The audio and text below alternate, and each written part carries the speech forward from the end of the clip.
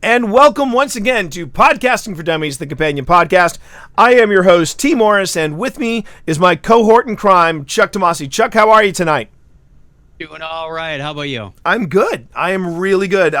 This is a topic that we just need to jump right into because I don't think there's any avoiding it. We've been spilling all over it the entire series. It has been peppered constantly across the pages of several editions of Podcasting for Dummies. Tell them what it is. Yeah, well, it's podcasting for passion. It's basically what you love, doing what you love. We're going to talk about not only how that drives us, but also how it can frustrate us, and also how when you run out of passion, how do you find it again, or if you know, okay, we've reached a point now where I think we need to move on.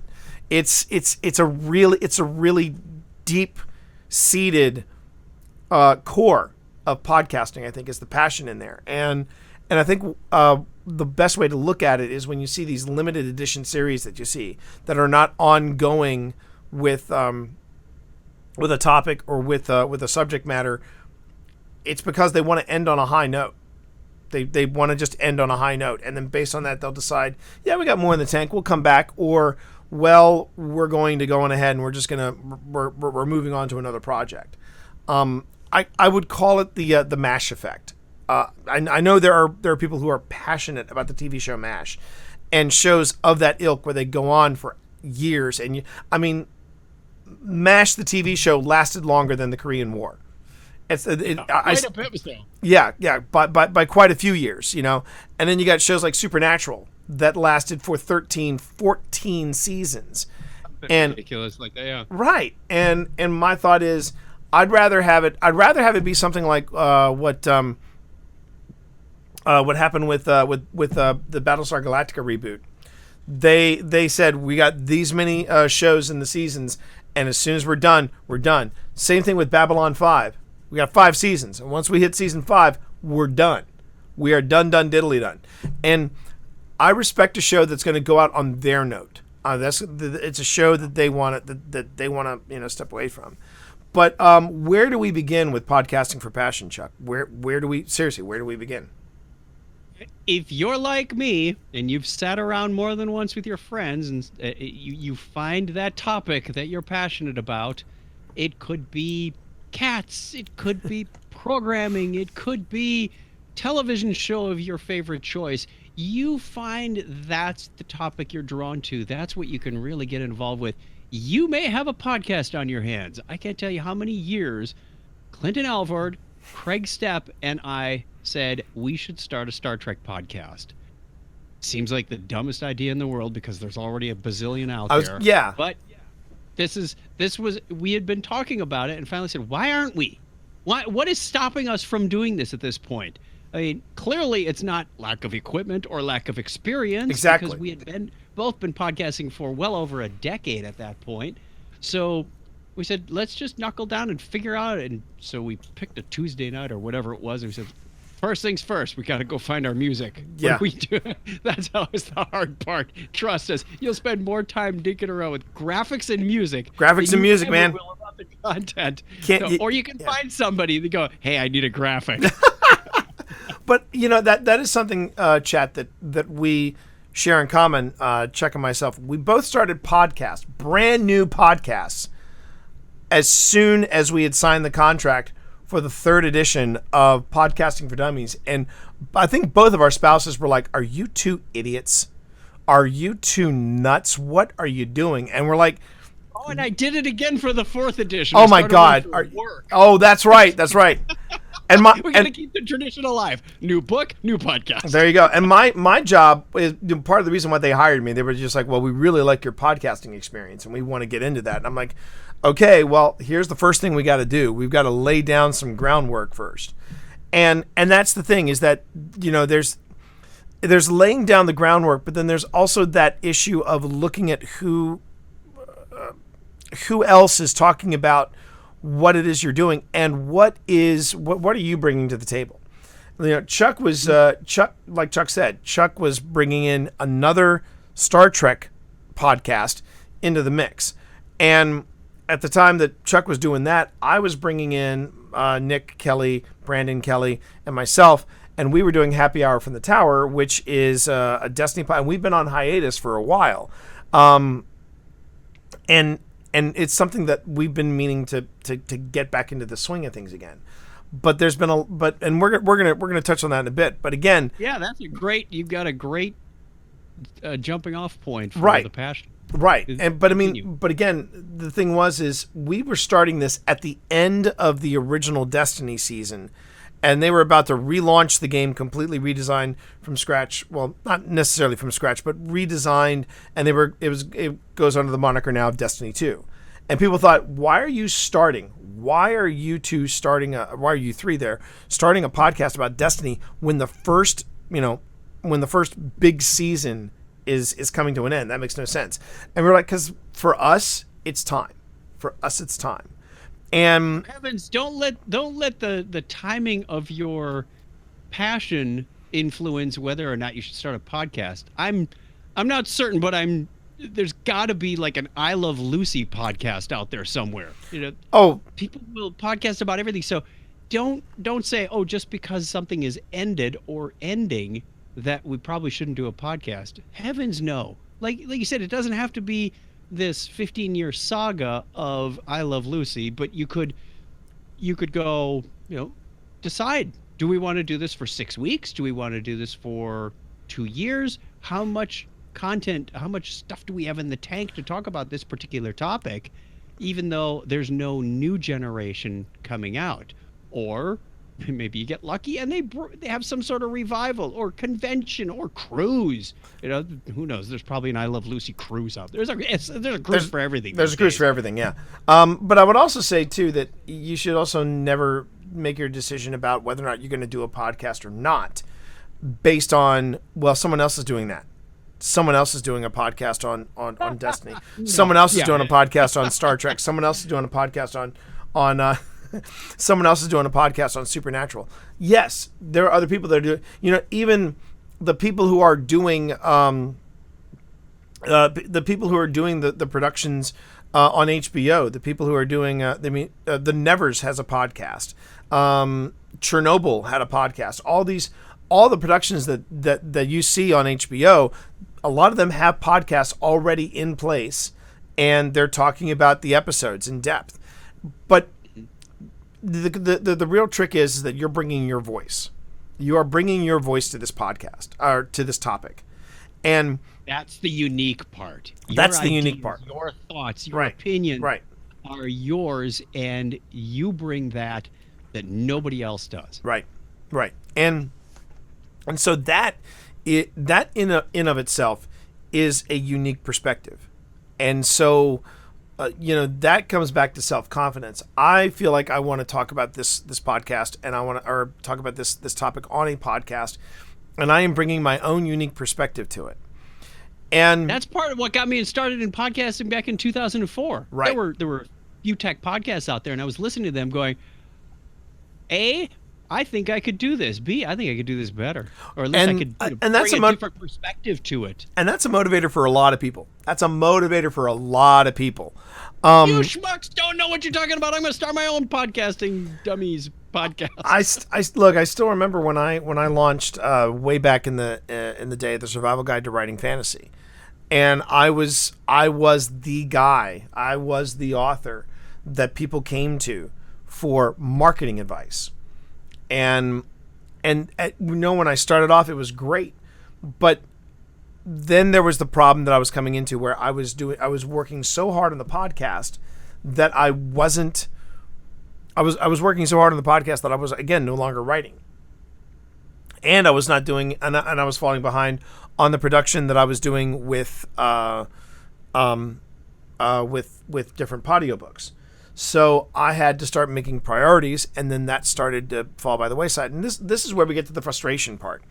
The frustration part of the podcast is you have a passion, you have a drive, and this is something we didn't really go into in the book, but this is a great place to do it. This is a great place to talk about this. It's frustrating because suddenly you find yourself with limited resources, limited time to do what you feel driven to talk about. Life happens. What would be some of the trip ups you've discovered, Chuck? Because I'm in awe at how many podcasts you're able to just produce, and I'm like, how is he finding time to do any of this? Which I both admire and I'm in awe of. So I would like to hear your own thoughts on avoiding those pitfalls. My kids are grown. Well, there's one. There's one. Yeah. I don't have any grandkids to distract me yet. And automation, streamlining that production and post-production process makes all the difference. Having a team, it might be just 2 people, me and Craig on Technorama. I handle certain aspects of the show and I do them every week. I know what that looks like. I know how to streamline that as best as possible. He has his pieces. We've got tools and processes so that it doesn't become burdensome. Right. Because as soon as it becomes work, it's not fun. And when it's not fun, your passion kind of wanes. So my strongest recommendation is find ways to automate or at least streamline that process. If it means bringing somebody else in to help out with that. Because there was a point, I think it was 2008, 2009 in Technorama. We were about 3 years in and I said, the kids were still young. They were still at home. And I went, Craig, I just can't do this anymore. We took a year off. It's like, okay, let's do that and just regroup and see when the time is right. If the time is right, what it takes and how we can make this better. And he would chip in. He'd say, look, if this is a problem, if this is taking you 30 minutes every week, let me do that. So see what's right in the work balance. Again, if it's just you, maybe you don't need quite as much post-production as you thought you did originally. So think about that as you're starting to launch a podcast, or even if you've got a podcast and going, ooh, it's becoming a bit of work. And that's where I feel like a lot of people get tripped up when they first start doing a podcast. If there's an interest in the podcast, if there's a passion in the podcast, and you're just like, I have to do this. But the frustration comes into, but I don't know how to edit audio. Well, editing audio is not that hard. If you don't need to do that much editing. If some people, they start out as perfectionists and they want to get rid of every and ah and lip smack. It's like, why? You're working too hard there. You're working too hard there, buddy. Yeah. The value of doing that. And then that's where it gets even tougher, because then you have to say, okay, well, where am I drawing that line? Where am I drawing the line, and how does it sound? Does it sound professional? Does it sound like, for example, if I am doing, say, audio fiction, then yes, I am going to have to edit out the ahs and the ums, and I'm going to have to talk a little slower, and I can't be as animated, and I have to be a little more chill about it. Going back to the previous episode when I was talking about the MP3 recorders, there are plenty of people I know who do there's a new trend. I shouldn't say this is a new trend, but it's a trend in podcasting where you see people basically grabbing an MP3 recorder, whether it's something like something as small as this iRiver, or even something like this, and they go on morning walks. And on their morning walks, they basically record their thoughts. They record their podcast.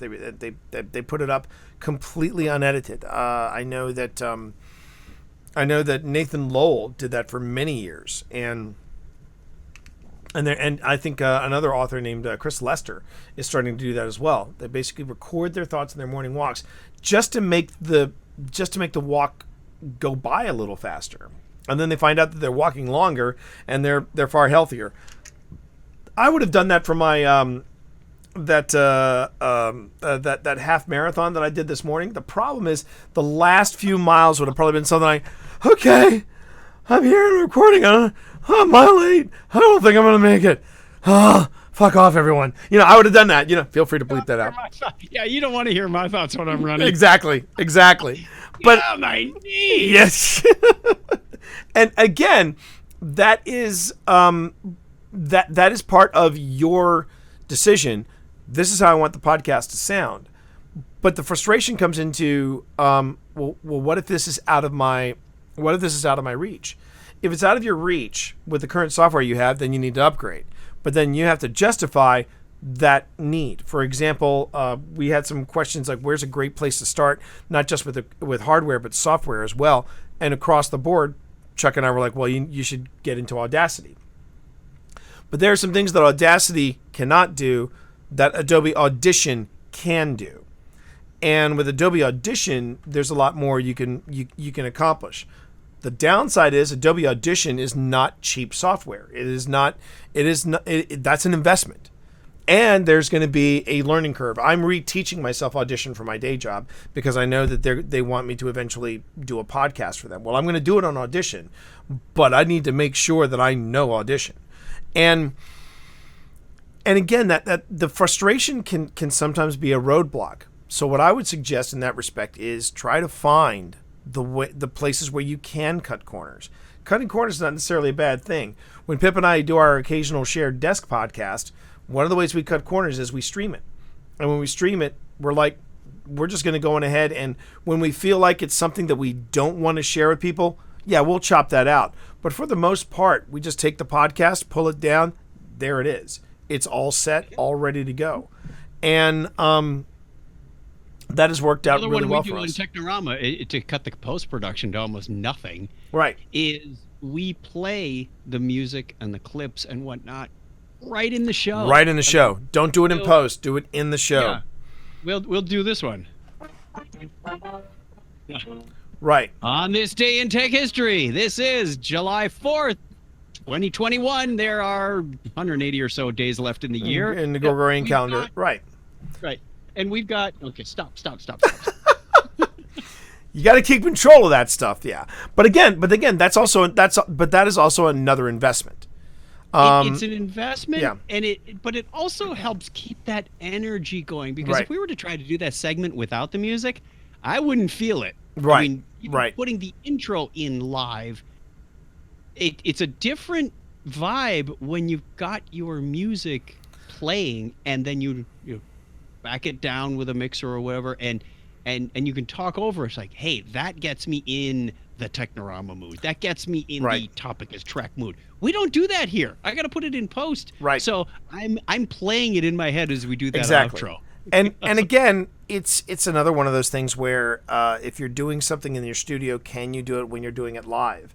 I have loved the idea of doing a happy hour from the tower live, but I know for a fact I couldn't do it if I didn't have access to those drop-ins, to the ability of just being able to say, drop in "Hail to the King, baby," or something like that. Dropping in "Hail to the King," or I want to be able to do that. I want to be able to have the drop-ins. And I remember a good friend from the podcasting community, a guy by the name of Billy Flynn, when he does Geek Radio Daily. When he was doing Geek Radio Daily, he would take it to different cons and do it live, but he would test and test and test. He would try to get into the panel room like hours before then, to just to make sure that all the equipment worked. And he would tell people, look, don't schedule a panel before our podcast recording, because I want to make sure that the drop-ins work. And the frustration on his face when they wouldn't. But I mean, but again, yeah, and that's where again, you as the podcast creator and you as the passion behind it have to drive it forward and say, I'm okay with this. I'm okay with cutting corners here. I'm okay with cutting corners there. We'll figure out workarounds. But then you've got my current situation. I don't mind putting myself on the chopping block on this. We have not had a happy hour from the tower in months. And I think a lot of it is, people go, well, they probably don't have a lot to talk about. Oh no, we got plenty to talk about. I know that right now I am focused on helping people, in particular, my daughter and Blind Gamer Steve. I'm focused on getting them different seals in the game, different titles in the game. And I'm doing that by trying to teach myself the raid.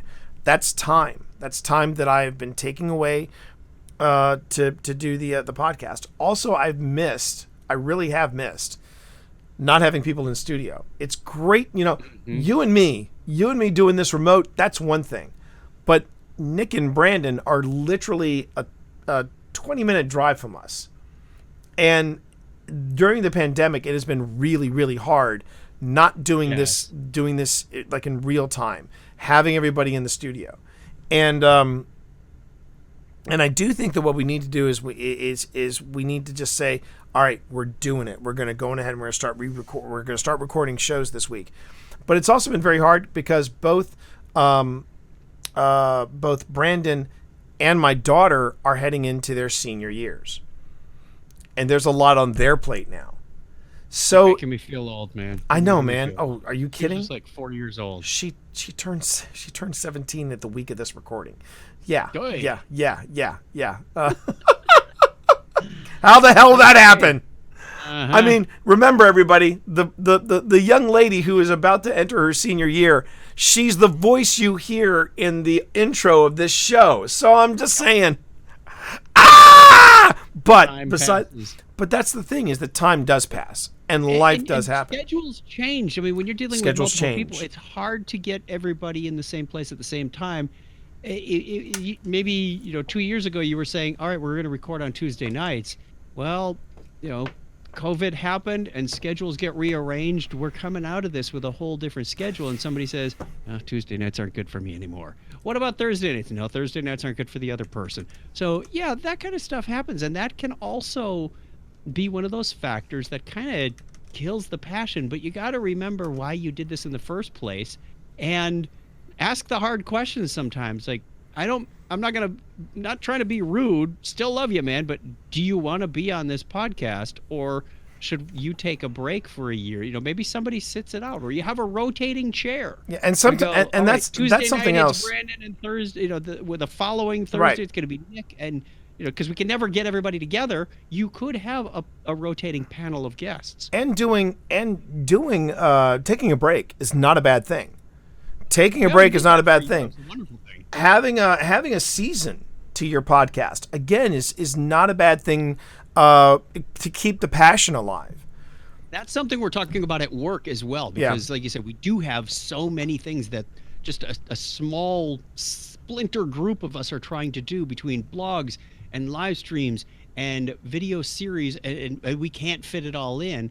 And we're trying to think, well, maybe instead of doing a weekly Tuesday live stream, you do it every other week.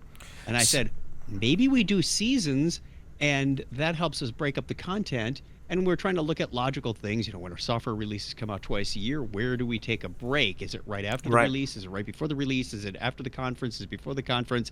So we're looking at options like that to give us a mental break and recharge the batteries and start sticking things in the backlog and go, oh yeah, when we come back, we want to talk about this and this and that, and build that passion back up, but also give us the bandwidth to work on those other products, those other podcasts, those other videos that we really haven't had time to work on. So funny you mentioned that, because it is right in the fore of my mind, and I've got to have a plan in the next couple of weeks what we're going to do about all that. And that brings us to something else. When do you say it's time to turn the lights off?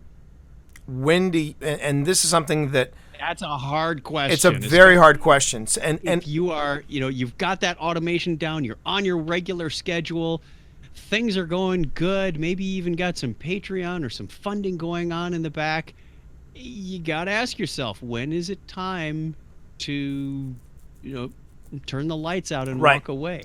And it's not necessarily about your lack of passion. Some people have asked me, are you guys turning off the lights on Happy Hour from the Tower? And at present, I'm saying no. We are still going to do Happy Hour from the Tower. It's just a matter of getting our schedules together post-COVID. That's the first thing. The second thing that we also want to sort out is, okay, well, is Happy Hour going to change moving forward? And what I would like to see is maybe tightening up the format of Happy Hour just a little bit as well. But I remember, like, for the Survival Guide to Writing Fantasy, the passion just was no longer there. And it had gone on for, I want to say, at least 4 or 5 years. And the gaps in between shows were getting longer and longer. So my thoughts were, I think I'd rather go out on a high note than try to force myself to sit down and create content. Because that can be some of the most painful content you can watch is content that's not that is that The spark is gone. that where the spark is gone. And then there's like with the shared desk with my wife and myself. We, there are people that have given us endless grief that we don't post more often, that we don't do shows more often. There are reasons, as more than just life happens. It's more about just getting through some really dark times. I mean, it wasn't necessarily COVID so much as I didn't have a job, so that became a high end priority for us, and it reached a point of exhaustion, just absolute exhaustion, and the idea of sitting down and doing a show about writing just wasn't the drive just wasn't there. And then on top of that, you've got some hiccups that we had in our writing career, not just me, but Pip as well. So it feels weird doing a writing show about a show for writers about writing careers, when in fact ourselves we're just like, well, right now we're kind of at a standstill. Now things are changing. Writing, so you're not in the thick of it. Exactly. Yeah. And so, but when people say, well, does that mean that you guys are done with the shared desk? No, I don't think we are. I think the passion is still there, because whenever we do sit down by the mics, and it's the same thing with Happy Hour, when we do sit down at the mics, we're able to pick it up. We're like, oh, this is why we do it. And to kind of follow on to that is, I'm glad you took us in more of a positive direction. Oh yeah, and not a dark note, because you may find that your content may have changed, and that's why you've kind of lost that passion. It's like, we're not doing exactly what we set out to do a year ago, or 5 years ago, or 15 years ago. Something's changed in our delivery. Something's changed in the environment. Maybe something's changed that's outside of your control. Like you said, we're not writing anymore because of something else. Or I used to talk about this programming language, but now it's looked at as a dinosaur, so maybe we shouldn't be doing a podcast. You may reinvent your podcast or take your listener to that next, it may be a radical shift and go, hey, we're not talking about programming anymore. We're talking about Star Trek, because that's our new crazy hobby. All right, hopefully you can join us on our new feed. Or we're going to reinvent this. You may find that it's time to spin off a new show. Whether the old one continues or not, look for that opportunity, because you can always take the lessons you've learned, the skills you've got, the audience potentially, to carry over to that new product. And there's also the idea of maybe we should have seasons. Maybe we should have something where we do X amount of shows, and then when we hit that, we then take a break. Case in point, podcasting for dummies. I mean, if we really wanted to, I'm sure you and I could make this a regular thing and continue well beyond our current planned session. But I also remember the first 2 seasons of podcasting for dummies. I was like, I can't keep doing this, because it was, again, more time. And then we tried to distribute it. And I remember when we tried to distribute it, we got a third person involved, and that kind of threw a monkey wrench into things. And then for the third season, I said, this is what we're going to do. So now, and I felt like we then had it down to a system. We do X amount, and then we take a break until the next edition comes out. Because while we could go on ahead and continue to produce podcasts about podcasting for dummies, at the same time, we knew that we would be exhausting material, and then pretty soon it would just be trying to pedal a bike uphill with 3 backpacks on you. And we'd have to find another input for content, is what it is. We're not we're not adding on to the content we've added to the book. Right. We're now either covering podcast news stories, or now it's a podcast about podcasts. Yeah. Or we could be taking user Q&A, or a listener Q&A user. Tell where my brain is today. But again, I think when we came up with following the seasonal track and following the seasonal idea, and then having not only was it good for us, but it was also good for the audience, because they're like, oh hey, new edition, that means these guys are back. And sure enough, we're back, and we're here talking about the new edition, and I think the passion is still there. it's also we're ending, as I said at the very beginning of this episode, we're ending on our terms. And no one likes to talk about the end of a podcast. No one likes to talk about the end of anything because, and then having that whole, well, just be glad that it happened. It's like, no, we don't want it to end. We never want the credits to roll. We never do. But at the same time, I'm going to nitpick on that. The only thing we're glad to see the ending of is an election season. Well, that too. Well, bada bing.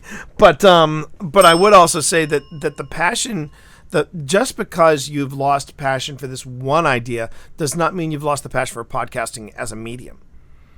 And the reason why we keep talking about passion over and over and over again is to avoid the type of productions and the type of podcasts where people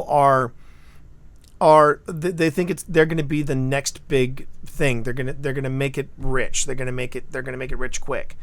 And time and again, Chuck and I we talked about this in Show Me the Money. If the passion isn't there, you're destined for failure. I've seen far too many people go, yeah, I'm passionate about podcasts. They make 4 episodes in and they're out. And I'm not saying there's a correlation between this and people in the marketing industry, but those are the majority of times where I see people bail out after episode 4 is because it's too hard and too time consuming.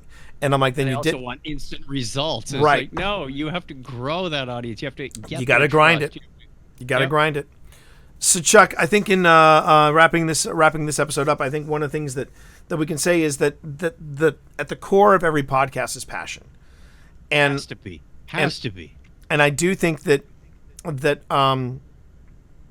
passion is going to have challenges, and these are things that we don't necessarily address in the book. These challenges could be everything from frustration of lack of resources, lack of time, and also lack of talent, lack of skill. But you can build on talent and skill.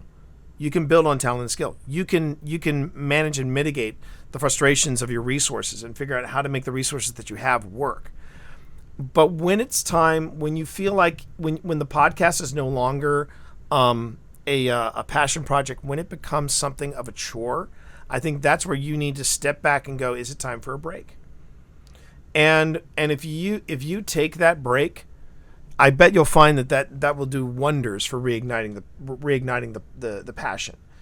And if it doesn't, it may lead to something that you may feel more passionate about in the future. You got anything to add to that? No, I agree 100%. And often what you'll find is when you take that break, your brain is going to start finding topics and ideas that belong in that podcast, and that's going to spark your interest again. It's like, oh man, if let's say you're talking about sports cars, and it's time to take a break from your sports car, but you find yourself reading through the magazines, watching the TV shows, at the dealership. You're going, I'm getting some ideas again, and I really want to start podcasting again. Put it in your backlog. Put it in your pipeline. Write it down. Write it down. Write it down. Write it down. Back to that. It's kind of like this notebook that I used to carry around every time I got a smart aleck idea and thought I'd be a good comedian. I'd write it down. I go back through that thing years later and I have no idea what those thoughts were. Like, but still write it down. Obviously, I'm not that funny, but okay. But if you're passionate about it, the idea, once it's written down, you're like, oh, I know what this was in reference to. And like I said, at the core of every podcast is a passion. And so long as you can cultivate that passion, I think that's 60 to 70% of making a podcast a success. So, Chad, thank you all very much for joining us. The old 90% inspiration, 10% perspiration? Is it the other way around? I always go with the 90% passion. I always go with the. Let me see. I want to see if I can look it up real quick. But it was the formula that Willy Wonka gave for in